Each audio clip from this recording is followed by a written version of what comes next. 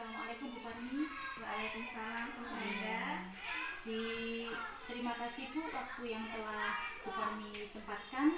Pada hari ini ada beberapa pertanyaan yang ingin saya tanyakan ke Bu Parmi terkait dengan pengambilan keputusan yang berbasis nilai-nilai kebajikan sebagai seorang pemimpin Bu. Begini Bu Fanda, monggo saya bersedia, ada waktu luang, monggo. Ya, jadi seperti ini Bu. Kira-kira selama Bu Parmi menjadi kepala sekolah pastinya banyak sekali kasus ya atau permasalahan-permasalahan, mungkin itu dengan rekan kerja, berhubungan dengan wali murid atau siswa seperti itu Bu. Mungkin salah satu kasus saja yang bisa Ibu jelaskan. Begini Bu ya, selama ini memang berdasarkan kasus-kasus yang kami hadapi ya, ini salah satunya adalah tentang ini. Pada saat kenaikan kelas ini ada salah satu siswa kami ini mau dinaikkan ataukah tinggal kelas. Nah ini kan merupakan suatu kasus yang dinamakan dilema etika ya Bu ya, antara kita menaikkan dan tidak menaikkan. Nah, hal tersebut itu harus berdasarkan berbagai pertimbangan. Nah, berdasarkan kasus tersebut, setelah saya mengamati, ini terjadi dilema etika karena suatu permasalahan ini yang sama-sama benar. Ada pelanggaran hukum yang ada, kemudian ada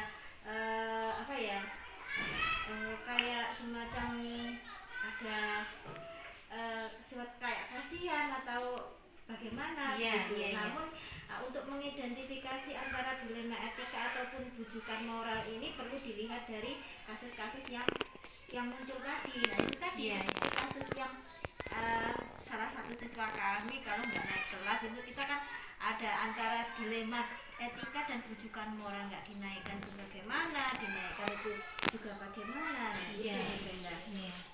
Jadi lebih ke dilema etika ya. Jadi kita ada, kalau menurut aturan sekolah mungkin ya semestinya tidak dinaikkan seperti itu. Tapi karena kita berpikir jangka panjangnya, nanti kalau dia tinggal kelas terus, dia tertinggal dengan temannya, bagaimana masa depannya dia nanti, seperti itu ya Bu. Kemudian dari kasus yang panjenengan hadapi dan juga Bapak Ibu guru yang ada di sini, selama ini bagaimana Ibu menjalankan pengambilan keputusan di sekolah Ibu, kemudian terutama untuk kasus-kasus di mana ada dua kepentingan yang sama-sama benar atau sama-sama mengandung nilai kebajikan lah seperti itu. Gini Bu, biasanya saya ini konsultasikan dulu ataupun meminta masukan-masukan kepada rekan-rekan guru ataupun staf yang lainnya ya Bu ya. Kita terlebih dahulu harus meminta pendapat mereka, saran-saran mereka ataupun dari sudut pandang beliau-beliau. Langkah-langkah atau prosedur apa yang harus saya lakukan selama ini? Yang pertama, saya ini berpikir sejenak untuk mempelajari hal ataupun kasus tersebut. Dari saya nih berpikir ini kasusnya seperti apa begitu. Kemudian yang kedua ini mengumpulkan rekan-rekan guru untuk rapat dan konsultasi. Yang kedua ini kan guru-guru kita ajak rapat, kita untuk membicarakan anak tersebut gitu ya Bu. Kemudian yang ketiga ini memutuskan masalah tersebut untuk mengambil sebuah keputusan yang enak lah ya Bu, yang adil seperti itu ya. Kemudian yang keempat ini hasil keputusan bersama. Jadi kita itu mengambil keputusannya secara bersama-sama, secara bermusyawarah juga dengan rekan guru yang lain. Kemudian dalam mengambil keputusan itu juga kita tidak perlu terburu-buru Bu. Jadi kita harus mempelajari itu tadi Bu ya. Kemudian jalan yang terakhir nih Bu, saya mungkin akan berkonsultasi dengan rekan KS yang lain ataupun pengawas. Kita meminta pertimbangan beliau-beliau lah, kira-kira kalau ada yang seperti ini kita bersikapnya seperti apa. Jadi ini pertimbangan terakhirnya mungkin ke pengawas. Seperti itu Bu Fenda. Iya Bu. Ya, kemudian pertanyaan yang berikutnya adalah seperti ini. Kira-kira hal-hal apa saja yang selama ini merupakan tantangan Bu Parmi dalam mengambil keputusan yang terkait dengan dilema etika, Bu. Begini Bu ya, setiap permasalahan, setiap apapun kan semuanya ada tantangannya Iya, sendiri-sendiri ya Bu. Nah, kalau menurut saya dengan kasus seperti ini tadi, ini tantangannya adalah kurangnya dukungan dari orang tua Bu ya. Mungkin anak ini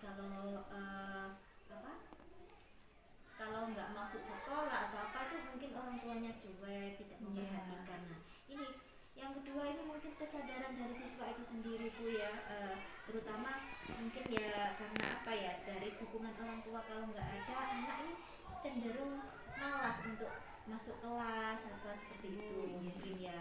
Dan yang ketiga mungkin dari sumber daya manusianya yang rendah, mungkin kita tahu sendiri SD kami, lembaga kami ini kan ada di tengah hutan ya Bu ya, mungkin SDM-nya masih kurang lah seperti itu, jadi daya dukung orang tua terhadap pendidikan anak ini masih kurang seperti itu Bu Venda. Itu mungkin yang menjadi tantangan saya.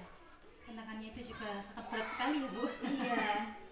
Ya, kemudian ini Bu, untuk pertanyaan selanjutnya, apakah Bu Parmi ini memiliki sebuah semacam jadwal tertentu Bu dalam penyelesaian kasus yang terkait dengan dilema itu tadi ya, dilema etika ya.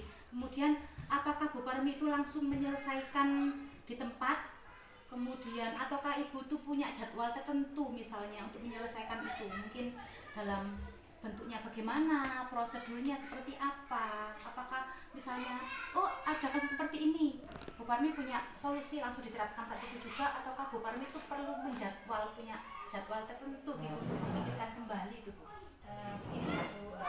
Tentu saja ya, kita berharap tidak ada permasalahan ya Bu, tetapi kita sebagai manusia yang hidup di tengah-tengah masyarakat seperti ini ya, di tengah sekolah seperti ini, tentu saja mesti ada menghadapi suatu permasalahan.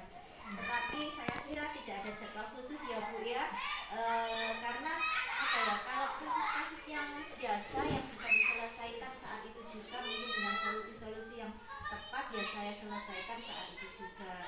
Tetapi jika kasusnya berat, nah ini kita memerlukan musyawarah, memerlukan dukungan ataupun saran atau ide dari teman-teman yang lain atau dari teman-teman yang lain. Kita cari-cari solusinya atau kita cari akar permasalahannya seperti apa, kita identifikasi terlebih dahulu Bu, seperti itu.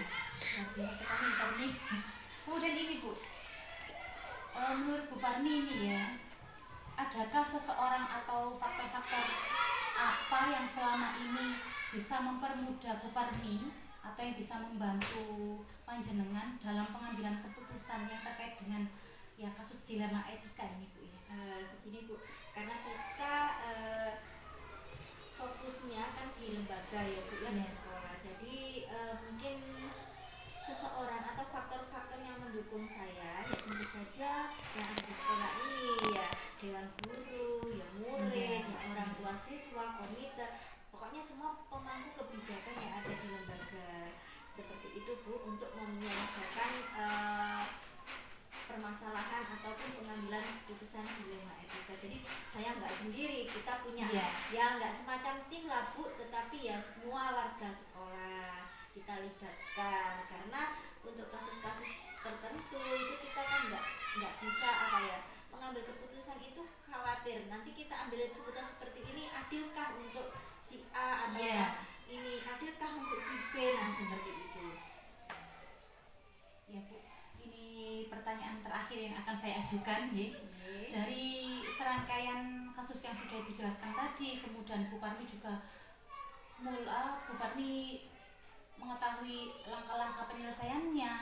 Yang saya tanyakan adalah dari kasus tersebut pembelajaran apa yang bisa Ibu ambil, yang bisa Ibu petik, kemudian istilahnya terkait dengan dilema etika tadi Bu? Mungkin dari kasus-kasus itu ada pembelajaran yang bisa dipetik adalah dengan memperhatikan budaya dan karakteristik lingkungan sekitar di dalam mengambil keputusan.